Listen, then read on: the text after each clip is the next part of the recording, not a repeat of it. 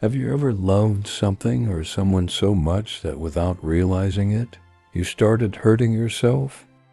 Loving isn't wrong, but when love begins to torture you, sometimes the bravest thing is to let go. Because that's what Rhea did. She had a kitten before it even opened its eyes. A tiny thing, gray fur, shaking paws, a heartbeat so small it fit under her thumb.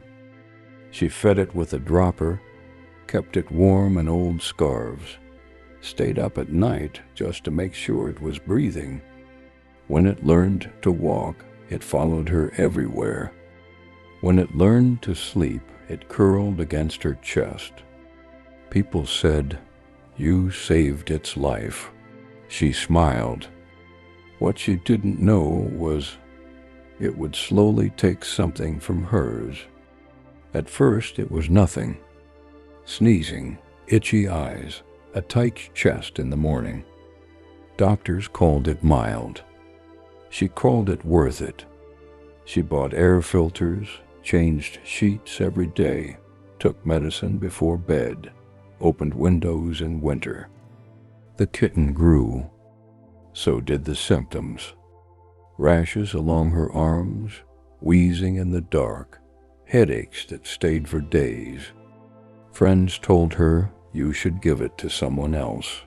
She shook her head. It wouldn't understand, she said. The kitten slept on her pillow. She slept sitting up. She skipped visits, stopped traveling, learned to live with tissues in every pocket. She told herself this was love, that loving something meant enduring pain.